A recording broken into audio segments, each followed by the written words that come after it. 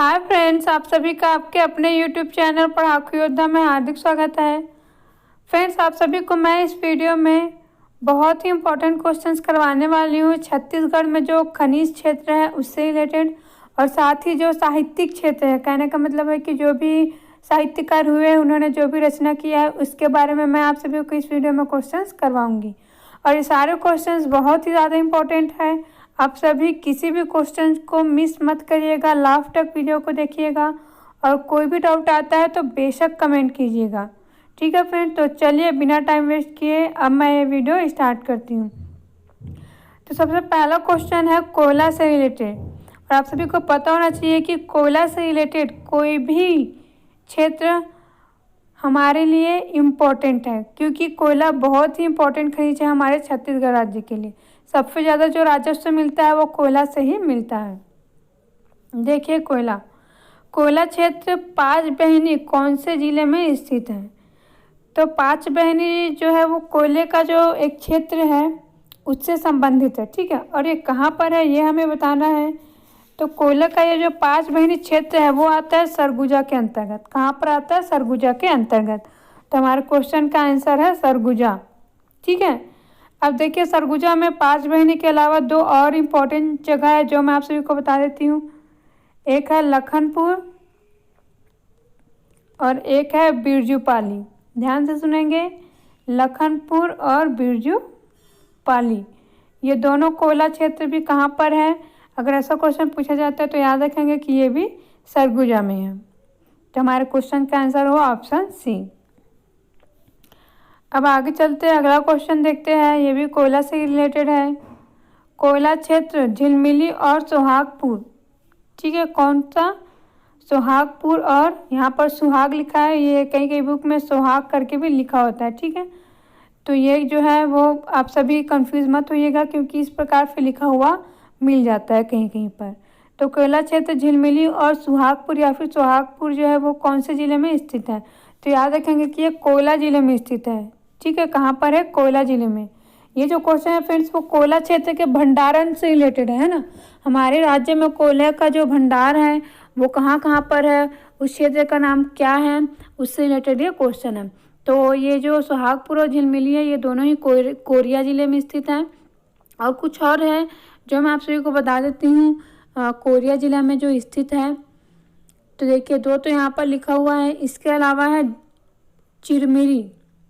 ठीक है, क्या है? चिरमिरी, इसको भी याद रखेंगे। सोनहट है, सोनहट के अलावा यहाँ पर झगड़ाखंड भी है, इसको भी याद रखेंगे, झगड़ाखंड। और इसके साथ ही कुरासिया करके भी है। ठीक है, कितना है? 6 है टोटल यहाँ पर, आप सभी के याद रखने लायक, तो इसको ज़रूर याद रखेंगे आप सभी, कुरासिया। देखिए, ये जो सारे क्षेत्र हैं ना ये कोयला से रिलेटेड है और ये मोस्ट इम्पॉर्टेंट है। कहने का भाव है कि कोयला से रिलेटेड आपको एक भी क्षेत्र नहीं छोड़ना है। ऐसा नहीं कि यहाँ पर तो इतने सारे हैं, इसको छोड़ दूँ उसको छोड़ दूँ, जिसको आप छोड़ेंगे वही पूछा जा सकता है, क्योंकि कोयला मोस्ट इम्पॉर्टेंट है। इसलिए मैं आप सभी को सारी जगह बता रही हूँ जो आपके एग्ज़ाम के पॉइंट ऑफ व्यू से इम्पोर्टेंट है।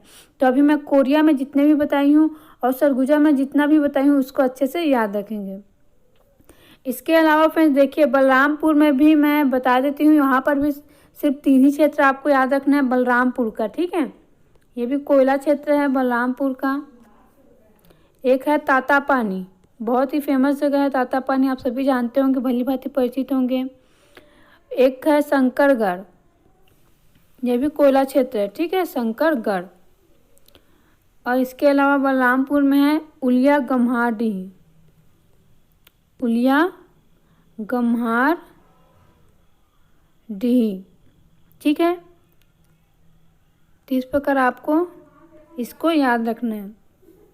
और इसके अलावा फ्रेंड्स आप सभी को पता होना चाहिए कि रायगढ़ में भी है और साथ ही कोरबा में भी है। तो मेरे ख्याल से आप सभी रायगढ़ और कोरबा का अच्छे से जानते होंगे, है ना। फिर भी अगर आपको कोई भी कन्फ्यूज़न होगा वहाँ भी कोरबा और रायगढ़ में, तो आप मुझे कमेंट करके पूछ सकते हैं, मैं आपको अगले वीडियो में बता दूँगी। लेकिन ये जो मैं अभी बताई हूँ है ना, बलरामपुर, सरगुजा, कोरिया वगैरह, तो कई बच्चे जो है केवल कोरबा को इम्पोर्टेंस देकर, रायगढ़ को इम्पोर्टेंस देकर इन सभी जगह को छोड़ देते हैं, इसलिए मैं उसको अच्छे से बता दी हूँ। इसके अलावा सूरजपुर में भी मैं बता देती हूँ आप सभी को, 2 जगह है सूरजपुर में, एक है विश्रामपुर, ठीक है, विश्रामपुर, और एक है रामकोला। सिर्फ 2 ही जगह है सूरजपुर में जो आपको अच्छे से याद रखना है, विश्रामपुर और रामकोला, ठीक है, विश्रामपुर और रामकोला। और बाकी रायगढ़ और आप सभी जो है कोरबा का अच्छे से याद रखेंगे, ये मैं लेकर चल रही हूँ। अगर नहीं पता होगा तो कमेंट करके पूछ सकते हैं। अब आगे चलते हैं, अगला क्वेश्चन देखते हैं। छत्तीसगढ़ की कौन सी नदियों के बालू में सोने के कण पाए जाते हैं? तो ये जो ऑप्शन दिया हुआ है इनमें से सभी में जो बालू पाया जाता है उनमें सोने के कण पाए जाते हैं, चाहे वो ईब नदी हो, चाहे वो मैनी नदी हो, चाहे वो कुनकुट नदी हो, ठीक है। तो इन तीनों नदियों का नाम अच्छे से याद रखेंगे। अब आगे चलते हैं, अगला क्वेश्चन देखते हैं। स्वर्ण क्षेत्र बरजोर कौन से जिले में स्थित है? तो जो स्वर्ण क्षेत्र है इससे रिलेटेड क्वेश्चन भी एग्जाम में पूछा जाता है, ठीक है। जैसे कि अभी आप सभी ने नदिया से रिलेटेड क्वेश्चन को सॉल्व किया, तो इसी तरीके से इसका जो क्षेत्र है स्वर्ण क्षेत्र, उससे भी क्वेश्चन पूछा जा सकता है कि ये क्षेत्र कहाँ पर है, तो उसके लिए भी आप सभी तैयार रहेंगे, है ना। तो देखिए, ये जो तपकरा, ये जो बरजोर क्षेत्र है वो आता है जसपुर के अंतर्गत। एक्चुअली में लिखा होता है अधिकतर तपकरा बरजोर करके, ठीक है, तपकरा लिखा रहता है, उसके बाद डैश करके लिखा होता है बरजोर करके। तो ये वही क्षेत्र है। ये कहाँ पर आता है? ये जसपुर जिले के अंतर्गत आता है। और नदी तो मैं आपको करवा दी हूँ, है ना, ईब, मैनी और कुनकुट, तो इनका नाम आप सभी अच्छे से याद रखेंगे। इसके अलावा मैं एक और 2 नदी का नाम बता दे रही हूँ जो आप सभी याद रखेंगे। एक है सबरी नदी, ठीक है, इसके बारे में भी सोने के कण पाए जाते हैं, ठीक है, सबरी नदी, ईब, मैनी, कुनकुट और सबरी नदी। इसके अलावा एक और नदी है आमनेर नदी। कौन सी नदी? आमनेर नदी, ठीक है। तो इन सब का नाम याद रखेंगे। अब आगे चलते हैं, अगला क्वेश्चन देखते हैं। छत्तीसगढ़ में टीन का सर्वाधिक भंडारण कौन से क्षेत्र में है? तो देखिए, टीन तो बहुत ही ज़्यादा इम्पोर्टेंट है आप सभी के लिए। पूछिए क्यों? क्योंकि भारत में छत्तीसगढ़ एकमात्र ऐसा राज्य है जहाँ पर टीन का उत्पादन होता है, ठीक है। मीन्स देश का जितना भी टीन का उत्पादन होता है उसका टोटल 100% उत्पादन कौन करता है? छत्तीसगढ़ करता है। इसको अच्छे से याद रखेंगे। क्वेश्चन किस प्रकार से पूछा जाता है उसके हिसाब से आप सभी को टिक करना है, ठीक है। तो देखिए, ये जो टीन है वो कहाँ पर मिलता है, मीन्स सबसे ज़्यादा भंडारण इसका कहाँ पर है? ये क्वेश्चन जो है वो एग्जाम में पूछा जा सकता है, क्योंकि देखिए इसका इम्पोर्टेंस ही बहुत ज़्यादा है। तो इसका भंडारण सबसे ज़्यादा है कटे कल्याण में। कहाँ पर है? कटे कल्याण में। और अगर आपसे पूछा जाए कि जो टीन है इसका उसका उत्पादन सबसे ज़्यादा कहाँ पर होता है, तो वो है बड़े बछेली में। कहाँ पर? बड़े बछेली। यहाँ पर सिर्फ बछेली लिखा हुआ है, यहाँ पर लिख लीजिए बड़े बछेली। तो अगर सर्वाधिक भंडारण पूछे तो कटे कल्याण में है, ठीक है, जो कि दंतेवाड़ा जिले के अंतर्गत आता है। और अगर सर्वाधिक उत्पादन क्षेत्र पूछे तो याद रखेंगे बड़े बछेली, और ये भी दंतेवाड़ा जिले के अंतर्गत ही आता है। मेनली जो टीन है इसका है वो कहाँ पर मिलता है? वो केवल दंतेवाड़ा और सुकमा जिले में ही मिलता है। मीन्स बस्तर संभाग के अंतर्गत जो 2 जिले हैं वहीं पर ही मिलते हैं, ठीक है। तो कई बार संभाग में पूछ दिया जाता है कि कोई भी ऐसा का नाम दे देगा और पूछ देगा कि ये कहाँ पर मिलता है करके, है ना। तो इस बात को ध्यान में रखेंगे आप सभी की जो टीन है वो मेनली बस्तर संभाग में मिलता है, और वहाँ पर भी दंतेवाड़ा और सुकमा जिले में ही मिलता है, ठीक है। तो देखिए, 2 क्षेत्र तो आपको पता चल गया, दंतेवाड़ा का, कटे कल्याण और बड़े बछेली। इसके अलावा एक और क्षेत्र याद रखेंगे यहाँ पर, नरेली। कौन सा क्षेत्र? नरेली। ये भी कौन सा? ये भी दंतेवाड़ा जिले में स्थित है और टीन भंडारण से रिलेटेड है। अब आगे चलते अगला क्वेश्चन देखते हैं। देश का सबसे बड़ा यंत्रीकृत कोयला खान कहाँ है? तो देश का सबसे बड़ा यंत्रीकृत कोयला खान है मुकुल घाट, जो कि कोरबा में स्थित है।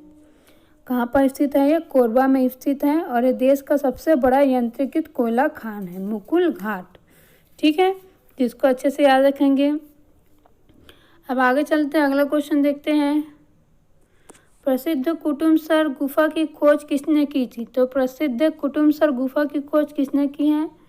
डॉक्टर शंकर तिवारी ने की है। मोस्ट इम्पॉर्टेंट क्वेश्चन है और रिपीटेड क्वेश्चन है, कई बार इसको पूछा जाता है। तो याद रखेंगे कि कुटुम्बसर गुफा की खोज किन्होंने करे थे करके पूछा जाता है, तो शंकर तिवारी ने करे थे। अब आगे देखते हैं अगला क्वेश्चन। राम झरना छत्तीसगढ़ के किस जिले में स्थित है? तो राम झरना जो है वो छत्तीसगढ़ के रायगढ़ जिले में स्थित है। कहाँ पर स्थित है? रायगढ़ जिले में स्थित है। इसको याद रखेंगे कि जो राम झरना है वो छत्तीसगढ़ में कहाँ पर स्थित है? रायगढ़ जिले में स्थित है। अब आगे चलते अगला क्वेश्चन देखते हैं। छत्तीसगढ़ का प्रसिद्ध शैलाश्रय काबरा शैलाश्रय किस जिले में स्थित है? तो जो काबरा गुफा या फिर शैलाश्रय है वो कहाँ पर है? आप सभी को पता होना चाहिए कि ये रायगढ़ में है ना। सिंघनपुर की गुफा है और जो काबरा गुफा है ये दोनों ही कहाँ पर पड़ते हैं? ये रायगढ़ जिले के अंतर्गत आते हैं। तो आंसर हुआ ऑप्शन डी। अब आगे चलते अगला क्वेश्चन देखते हैं। ये कुछ जीके का क्वेश्चन भी डल गया है इसमें। सिरपुर का प्राचीन नाम क्या है? तो याद रखेंगे कि सिरपुर का प्राचीन नाम है चित्रांगतपुर। क्या है? चित्रांगतपुर। अब आगे देखते हैं अगला क्वेश्चन। अब ये क्वेश्चन जो है वो साहित्य से रिलेटेड है ना। तो देखते हैं पहला क्वेश्चन, छत्तीसगढ़ का प्रथम नाटक है। तो इनमें से छत्तीसगढ़ का प्रथम नाटक है कलिकाल। ठीक है, और उनके लेखक कौन है? बहुत इंपॉर्टेंट है, लोचन प्रसाद पांडे। लोचन प्रसाद पांडे जी जो है वो इसके लेखक हैं। ठीक है, आगे देखते हैं इसके बाद अगला क्वेश्चन साहित्य से रिलेटेड। हीरू के कहनी किसकी रचना है? तो जो हीरू के कहनी है, ठीक है, इसको कहीं कहीं पर हीरू के कहनीस करके भी लिखा होता है। ठीक है, इस बात को भी थोड़ा सा आप सभी ध्यान में रखेंगे। तो ये किसकी रचना है? ये क्वेश्चन पूछा जा रहा है। तो याद रखेंगे कि जो हीरू के कहनीस है वो है बंशीधर पांडे जी की रचना। किनकी रचना है? ये बंशीधर पांडे जी की रचना है। ठीक है, और साथ ही ये जो बंशीधर पांडे जी हैं ये किनके भाई थे? तो आप सभी याद रखेंगे कि जो लोचन प्रसाद पांडे जी हैं उन्हीं के ही भाई थे बंशीधर पांडे जी। अब आगे देखते हैं अगला क्वेश्चन। अगला क्वेश्चन है छत्तीसगढ़ में छायावाद के प्रवर्तक साहित्यकार हैं। मोस्ट इम्पोर्टेंट क्वेश्चन और कई बार ये क्वेश्चन रिपीट हो चुका है और इसका आंसर है मुकुटधर पांडे। और ये भी लोचन प्रसाद पांडे जी के भाई हैं। तो लोचन प्रसाद पांडे जी, बंशीधर पांडे जी और मुकुटधर पांडे जी ये तीनों ही भाई हैं, है ना। तो ये जो है वो छायावाद के प्रवर्तक कहे जाते हैं। कौन? मुकुटधर पांडे जी। और इनकी रचनाएं मैं आप सभी को बता देती हूँ। एक है पूजा के फूल। क्या है? पूजा के फूल। ठीक है, किनकी रचना है? मुकुटधर पांडे जी की।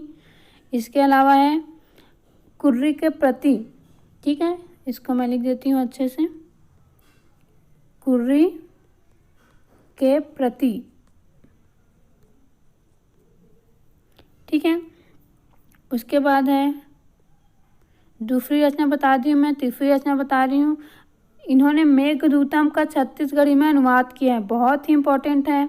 देखिए, कोई भी अगर अनुवाद वगैरह करते हैं तो ये एग्जाम में ज़रूर पूछा जाता है। ठीक है, तो याद रखेंगे कि जो मेघदूतम है ना, जो कि कालिदास जी की रचना है, उसका छत्तीसगढ़ी में अनुवाद किन्होंने किया है अगर ये पूछा जाता है तो इसका आंसर होगा मुकुटधर पांडे जी। ठीक है, तो इस प्रकार इतनी बातें आप सभी अच्छे से याद रखेंगे इनके बारे में। अब आगे चलते हैं, अगला क्वेश्चन देखते हैं। लखनलाल गुप्त की आत्मकथा है। ठीक है, तो आप सभी को ये जो ऑप्शंस दिए हुए हैं इनमें से बताना है कि जो लखनलाल गुप्त जी हैं इनकी आत्मकथा कौन सी है। तो जो लखनलाल गुप्त जी हैं इनकी आत्मकथा इनमें से है सुरता के सोन किरण। कौन सा? सुरता के सोन किरण। ये जो है वो लखनलाल गुप्त जी की आत्मकथा है। ऑप्शन सी जो है वो सही आंसर है। और लखनलाल गुप्त जी की जो रचनाएं हैं वो भी आप सभी के लिए बहुत ही इम्पोर्टेंट है। तो मैं आप सभी को इनकी रचनाओं के बारे में बता रही हूँ, उसको याद रखेंगे। एक देखिए यहीं पर ही दिया हुआ है लगभग सभी रचनाएं। सरगले डोला आइस ये भी इनकी रचना है। चंदा अमृत बरसइस ये भी लखनलाल गुप्त जी की रचना है। सोन पातर ये भी गुप्त जी, ये जो लखनलाल गुप्त जी हैं उनकी रचना है। एक और याद रखेंगे सुवा हमर संगवारी। सुवा हमर संगवारी ये भी इनकी ही रचना है। बहुत ही इंपॉर्टेंट है इनकी रचनाएं, कोई भी रचना छोड़ने लायक नहीं है और सभी रचनाएं लगभग एग्जाम में पूछी भी जा चुकी हैं। तो सरगले डोलाइस, चंदा अमृत बरसइस, सुरता के सोन किरण, सोन पातर, सुवा हमर संगवारी ये सब लखनलाल गुप्त जी की रचना है। अब आगे चलते अगला क्वेश्चन देखते हैं। करम छड़ा किसकी रचना है? तो देखिए ये जो करम छड़ा है, ठीक है, इसी प्रकार के कुछ और रचनाएं हैं जिससे मैं आप सभी को अच्छे से बताऊंगी, क्योंकि देखिए ये जो रचनाएं हैं है ना, ये सभी जो है नाटक हैं। क्या है? नाटक। सबसे पहली बात तो आपको यही याद रखना है कि ये सभी नाटक हैं। और एक किनका है ये भी मैं आप सभी को बता देती हूँ। पहले खूबचंद बघेल जी का है। किनका है? खूबचंद बघेल जी का, ठीक है। तो करम छड़ा होगा। इसके अलावा ऊंच नीच, ये भी इनका ही है, खूबचंद बघेल जी का ही, और ये भी नाटक है, ठीक है। इसके अलावा बेटवा बिहाव, बेटवा बिहाव, और इसके अलावा लेड़गा सुजान करके है एक, लेड़गा सुजान, ठीक है। तो ये सब इनका नाटक है, मीन्स इन्होंने जो रचना की है वो सभी लगभग नाटक ही किया है। तो इस प्रकार इसका आंसर है option C, doctor Khubchand Baghel. अब आगे चलते अगला क्वेश्चन देखते हैं। दीना के अंजोर कैसी रचना है? तो जो दीना के अंजोर है वो एक उपन्यास है। क्या है फ्रेंड्स? एक उपन्यास है ना। दीना के अंजोर क्या है? एक उपन्यास है। और ये जो दीना के अंजोर है वो किनकी रचना है? ये भी याद रखेंगे, शिव शंकर शुक्ल जी की रचना है। इंपॉर्टेंट रचना है, इसलिए आपको अच्छे से याद रखना है। किनका है? शिव शंकर शुक्ल जी की ये रचना है। अब आगे चलते हैं अगला क्वेश्चन देखते हैं। निम्न में से कौन सी पंडित सुंदरलाल शर्मा की रचना नहीं है? तो इनमें से जो दा है, सीता की अग्नि परीक्षा, ये जो है वो मुकुटधर पांडे जी की रचना, ये जो है वो सुंदरलाल शर्मा, ठीक है, मुकुटधर पांडे नहीं, सुंदरलाल शर्मा जी की रचना नहीं है, ठीक है। बाकी दान लीला, प्रहलाद चरित्र, करुणा पच्चीसी, ये इनकी रचना है। और जो सीता की अग्नि परीक्षा है, ठीक है, ये जो आप सभी पढ़ रहे हैं, ये किनकी रचना है?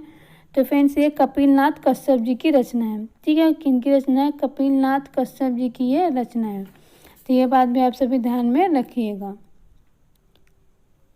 अब आगे देखते हैं अगला क्वेश्चन। अगला क्वेश्चन है जो कि खनिज से आ गया फिर से। हीरा के लिए प्रसिद्ध स्थान है। तो इनमें से जो पायली खंड है वो किसके लिए प्रसिद्ध है? हीरा के लिए प्रसिद्ध स्थान है, ठीक है। किसके लिए? हीरा के लिए ये प्रसिद्ध स्थान है। हीरा से रिलेटेड जो भी क्षेत्र है वो मैं आप सभी को बता देती हूँ, उसको थोड़ा सा आप सभी ध्यान में रखेंगे। देखिए पायली खंड तो यहाँ पर लिखा हुआ है। इसके अलावा मैन जो बेहराडीह है, ठीक है, अच्छे से याद रखेंगे इसको, बेहराडीह करके है। कोदोमाली, एक भी जगह छोड़ना नहीं है आप सभी को, बहुत ही इंपॉर्टेंट है। बेहराडीह, कोदोमाली, और एक है जांगड़ा, ठीक है। और इसके अलावा है टेम्पिल। कौन सा? टेम्पिल। जांगड़ा के बाद है टेम्पिल। उसके बाद कुसुमपुरा करके भी है, ठीक है। ये कुसुमपुरा को कहीं कहीं पर कोसमबुड़ा करके भी लिखा हुआ दिया होता है, ठीक है। तो आप सभी इससे कंफ्यूज मत होइएगा। ये जो है वो बुक्स के अनुसार कहीं कहीं पर कुछ कुछ लिख दिया रहता है, लेकिन कु से याद रखेंगे, कुसुमपुरा या फिर कोसमबुड़ा करके दिया रहता है। तो इस प्रकार इसका आंसर है ऑप्शन ए, पायली खंड। अब आगे देखते हैं अगला क्वेश्चन। बहुचर्चित गीत सुरता के चंदन के रचयिता कौन है? तो जो सुरता के चंदन है फ्रेंड्स, है ना, ये किनकी रचना है? सुरता के चंदन जो है वो हरि ठाकुर जी की रचना है। किनकी रचना है?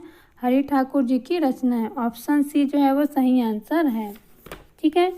सुरता किरण किनकी रचना है? हरि ठाकुर जी की रचना है।